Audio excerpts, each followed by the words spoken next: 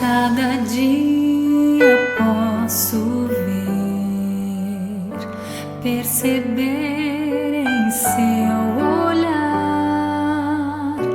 as pessoas tão vazias, cheias de pesar,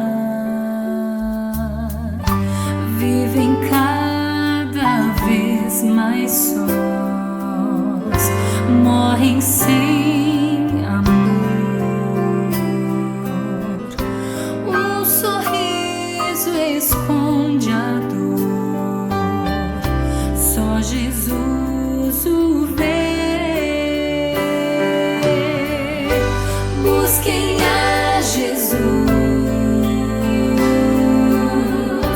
busquem a Jesus. Quando o sonho se desfaz, Ele dá sua paz. Busquem a Jesus, busquem a Jesus. É preciso entender, Cristo dá sua paz.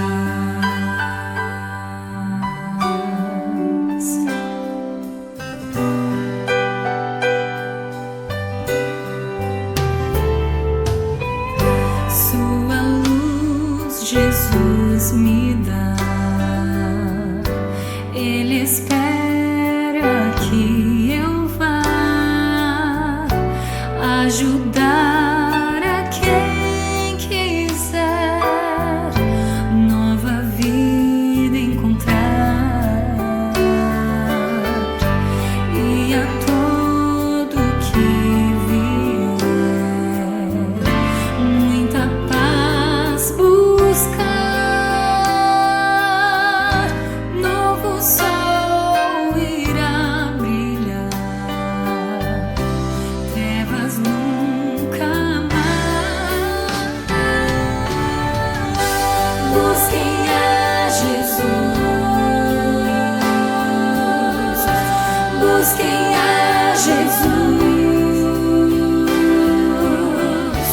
Quando o sonho se desfaz, Ele dá sua paz. Busquem a Jesus, busquem a Jesus. É preciso entender, é preciso entender, Cristo dá sua paz.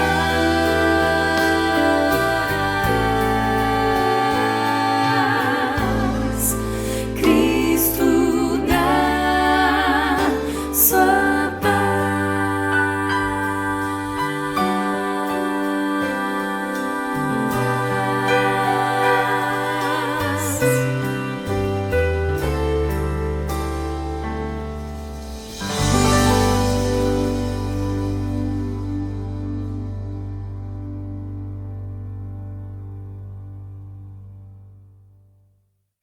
Olá, querida igreja! Que bom te ver aqui mais uma vez.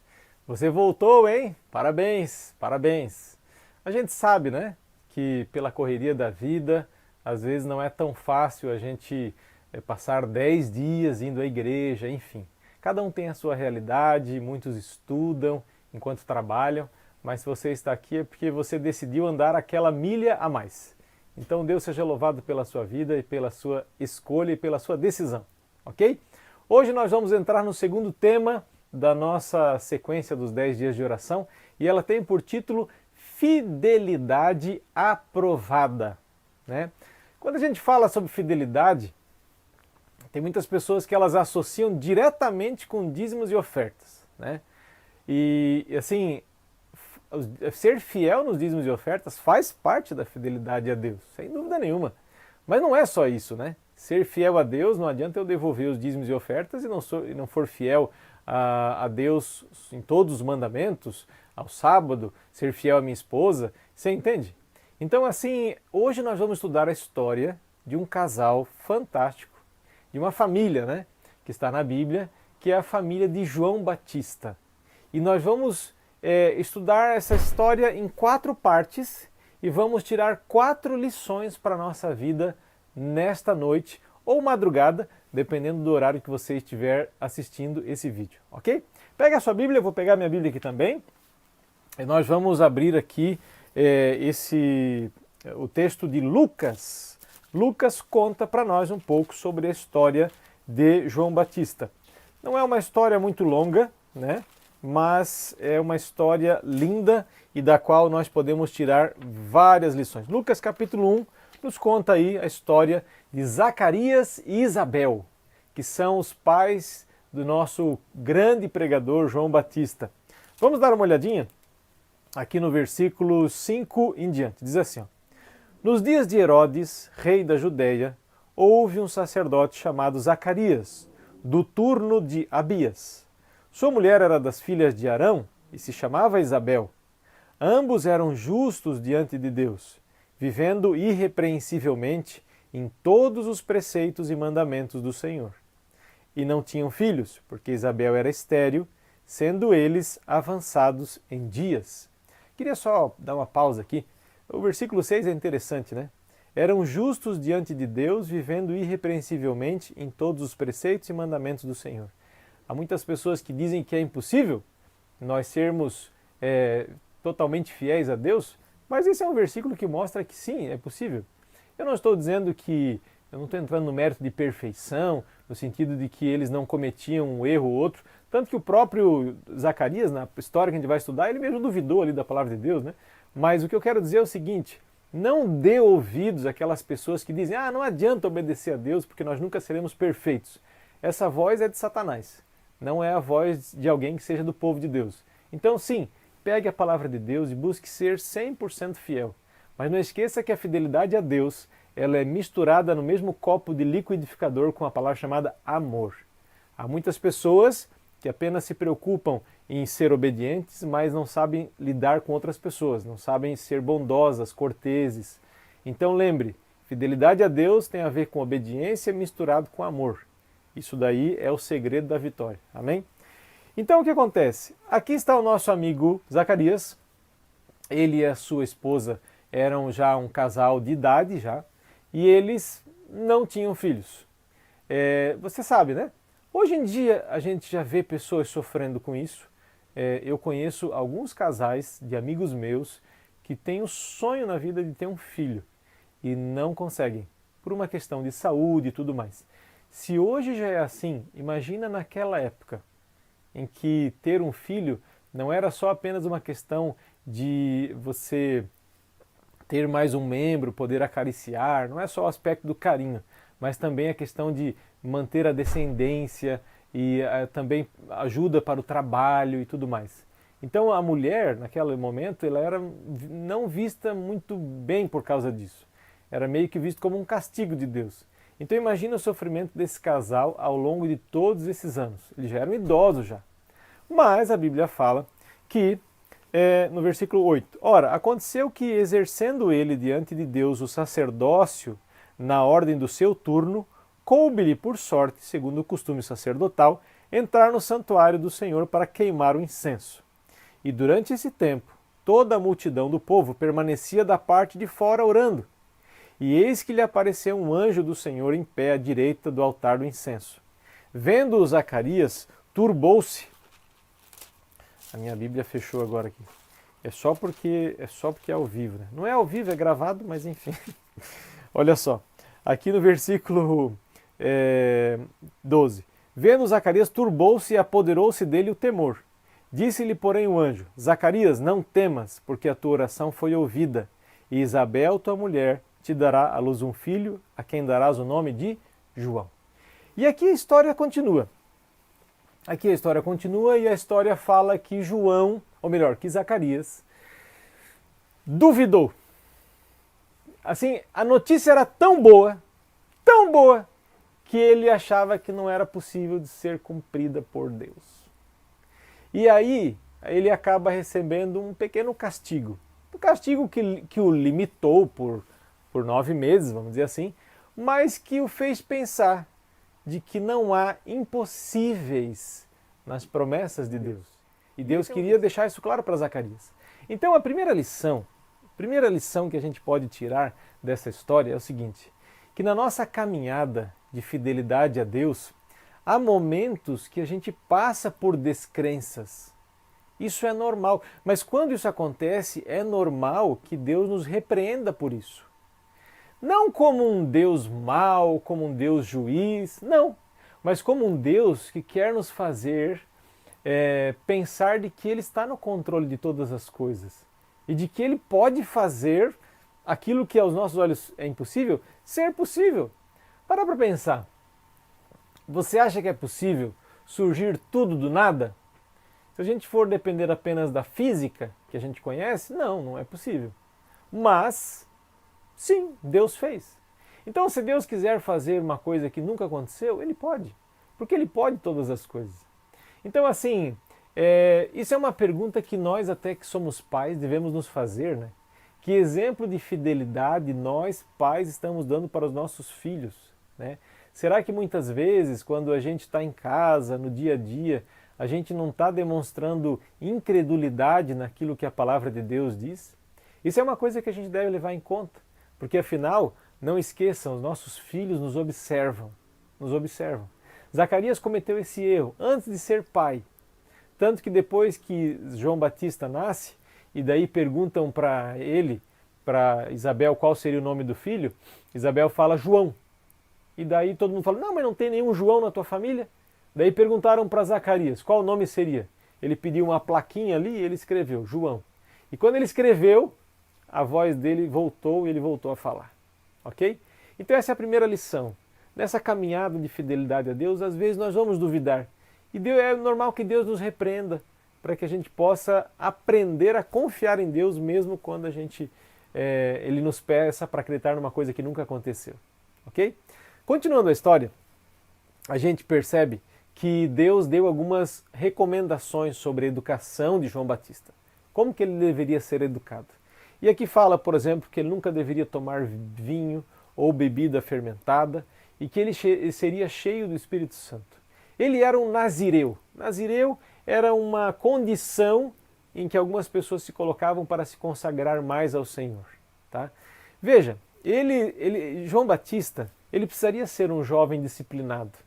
Ele levaria luz aos homens, ele iria tentar conduzir o pensamento do povo para as coisas de Deus, ele iria buscar o povo a ser impressionado em relação às exigências divinas, ou seja, aquilo que Deus queria que as pessoas fizessem. Então, para isso, ele deveria ser alguém disciplinado. Veja que o Espírito de Profecia fala que quando João Batista vai ser educado por seu pai e sua mãe, o que eles fazem? Eles levam João Batista para onde? Para morar num lugar mais isolado. Então João Batista acaba crescendo longe das influências da cidade e tudo mais.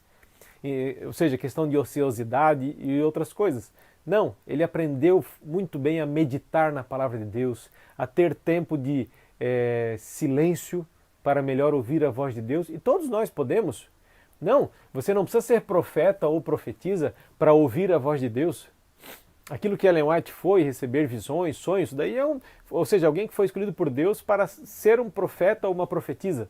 Mas é privilégio do cristão ouvir a voz de Deus através da Bíblia, guiados pela Bíblia, mas não só por meio da Bíblia. Deus fala conosco através da nossa mente.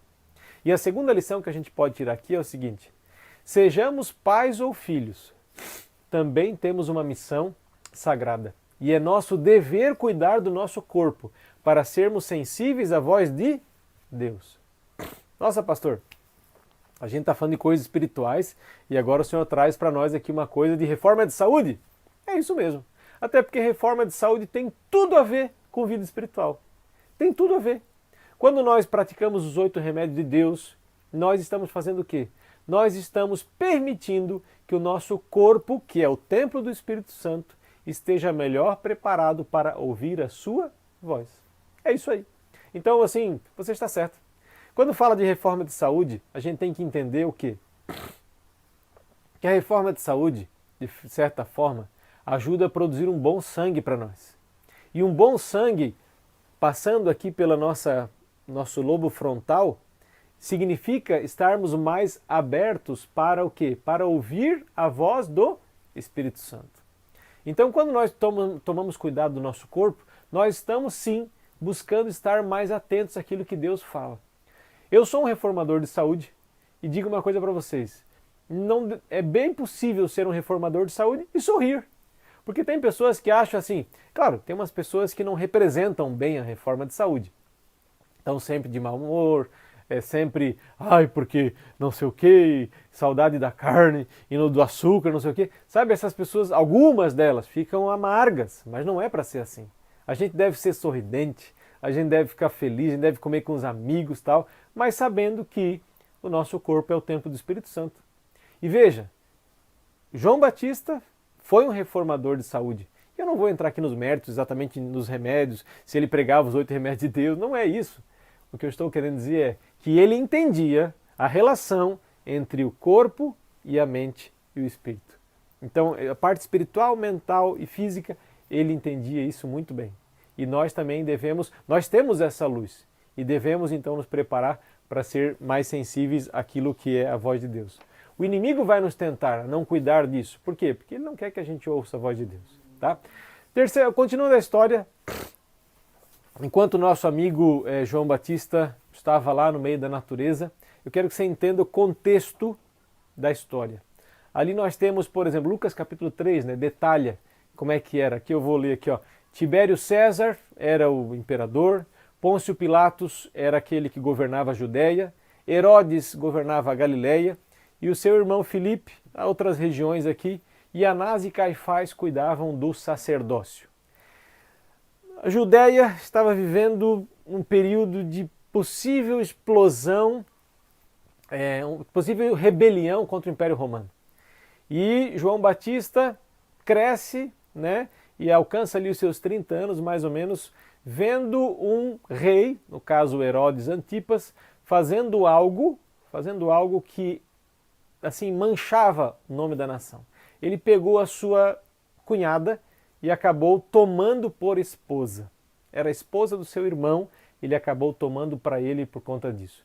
Veja, João Batista não media suas palavras. Ele falava a verdade, ele chamava o pecado pelo nome. E isso causou uma comoção nacional. Veja, João Batista não trazia a glória para si.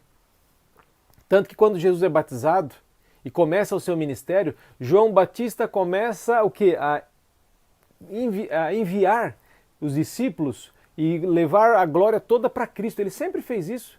Convém que ele cresça e que eu diminua, está escrito na palavra de Deus. Então o que acontece? Depois disso, João Batista é preso, porque essa Herodias, que era essa cunhada com quem Herodes acabou casando, acabou mandando prender ele. Herodes, se não fosse Herodias, com certeza iria se arrepender, iria se converter. Mas por ter ouvido essa sua ilegítima esposa, ele acabou prendendo João Batista. Só que nesse momento, quando João Batista estava lá, preso, e Jesus estava com seu ministério de vento em polpa, começam a surgir dúvidas de João Batista sobre o ministério de Jesus. E veja que quem traz essas dúvidas não foram o próprio João Batista, mas talvez os seus próprios discípulos que vinham visitá-lo na prisão. E aqui a gente tira a terceira lição da nossa mensagem desta manhã, tarde ou noite, que é o quê? Às vezes é do meio dos nossos familiares e do meio dos nossos amigos que surgirão aqueles que, usados pelo inimigo, irão ameaçar a nossa fidelidade. Eu não quero que com isso você saia daqui desconfiando de todo amigo seu e tudo mais, mas eu quero que você saia daqui como uma pessoa que se mantém firme aos princípios de Deus, independente do que os amigos ou familiares pensam. A nossa fidelidade a Deus é mais cara, mais importante do que a opinião, do que uma pessoa ou outra que seja próxima ou não tenha sobre nós. Então, assim, terceira lição, tome cuidado com isso. Você deve totalmente fidelidade e adoração a Deus, obediência ao Senhor, e não aos seus mais próximos. Claro, a obediência ao Senhor vai exigir que nós cuidemos dos nossos próximos. Óbvio, está incluso isso. Mas a questão da individualidade, da decisão e da escolha, isso nós somos submissos apenas ao Senhor. A história continua e fala que João Batista não compreendeu totalmente o ministério de Jesus. Ele se rendeu ao conceito popular de que Jesus veio para assumir o reino de Davi e, com isso, expulsar o domínio romano sobre os israelitas. Só que, e por conta disso, João Batista pega um dos seus apóstolos, seus discípulos, os discípulos de João Batista, e pedem para ir ver Jesus, para perguntar para ele: és tu mesmo aquele de quem eu preguei ou estamos esperando outro? Né? E nesse momento, Jesus recebe esses discípulos de João Batista e não lhes dá a resposta de imediato, passa o dia com eles e os discípulos de João acabam vendo Jesus curando os enfermos, Jesus dando vista aos cegos, enfim, fazendo vários milagres. E no final do dia ele chega para os discípulos e fala: vão lá e contem para João o que vocês viram aqui. E eles vão lá e contam sobre tudo isso. E esses milagres, essas obras de Jesus, não apenas comprovavam que Jesus era o Messias, como também mostravam a forma como o reino de Cristo iria ser estabelecido. E com essa história, a gente chega à nossa última lição que a gente pode tirar aqui da história de João Batista. E são perguntas que a gente deve fazer para nós mesmos. Será que a nossa fidelidade ela seria aprovada? A de João Batista foi aprovada. É normal, ele passou por dúvidas, tudo mais, mas quando ele teve o testemunho daquilo que Jesus fez, ele reconheceu: esse é o Messias, esse é o rei que nós aguardávamos. Será que nós compreendemos a natureza do reino de Deus quando nós passamos aflições por ele? Compreendemos os propósitos de Deus e muitas vezes nos colocar dores para nos aperfeiçoar? Ou será que em qualquer dor nós estamos aí jogando tudo para o alto e dizendo: onde está Deus quando isso acontece? Eu termino essa mensagem contando uma história do povo valdense. Você já deve ter ouvido falar. Se você já leu O Grande Conflito, você já conhece um pouco da história. E uma boa parte desse povo vivia no Vale de Pragelas, na Itália. E foram perseguidos por muito tempo, mas ali por volta do ano 1400, eles foram severamente provados. E os soldados romanos passaram a matar alguns deles. E no Natal, na véspera de Natal dessa época, eles perceberam, a neve já havia ocupado o vale, dificultando um pouco o trajeto entre as montanhas, mas eles perceberam que soldados estavam vindo na véspera de Natal. Os pais pegaram os bebês e crianças, os jovens pegaram os mais velhos e doentes e começaram a subir a montanha. Por conta de deixarem as suas marcas na neve, os soldados conseguiram alcançar os mais fracos e acabaram matando os mais fracos. Enquanto isso, quando a noite chega, os soldados voltam para a cidade para passar ali a noite nas casas abandonadas. Enquanto isso, os valdenses continuam seguindo o vale, ali pelo Vale San Martino, e acabam alcançando o cume daquela montanha, passando a noite na neve e no frio. Quando amanheceu, o espetáculo era comovente. Muitos deles já haviam perdido as mãos, as pontas dos pés por causa do frio. Mais de 50 crianças haviam morrido de frio naquela noite, deitadas, às vezes no gelo, descalças, mortas nos braços das mães, mortas também de frio. Sabe, que nós também sejamos firmes como essas montanhas e como a fé dos valdenses. Se comprometer com Cristo não significa viver no mar de rosas, não. Significa muitas vezes passar por perseguição. Esse marketing que diz que venha para Jesus e todos os seus problemas serão resolvidos, no sentido de que nós não teremos mais dores de cabeça, isso não é verdadeiro. Jesus falou: no mundo tereis aflições. Que nós, em nome de Jesus, possamos ser fiéis a Ele, independente das circunstâncias. ainda mais sabendo que perseguições virão, mas que nós não estamos sozinhos nessa batalha. Amém? Pegue essas 4 lições da vida de João Batista e busque cada vez mais ao Senhor. Nós temos hoje é o dia 2, nós temos aqui um motivo de oração para que Deus nos dê uma fé firme, que testemunhe em favor da verdade, pelo poder do Espírito Santo na igreja e pelos meus 5 amigos de oração. E o desafio missionário, a ação missionária é: surpreenda seus 5 amigos com uma mensagem, uma ligação, ou mesmo uma correspondência com palavra de apreço e diga que está orando por eles, ok? Essa é a nossa tarefinha de hoje e que Deus te use para cumpri-la. Vamos orar? Amado Deus, muito obrigado, Senhor, por estar aqui junto com o Teu povo para podermos estudar a Tua Palavra, meditar na Tua Palavra e trazer mudanças para a nossa vida. Dá-nos um ótimo restante dos 10 dias de oração. Nós te pedimos, em nome de Jesus. Amém.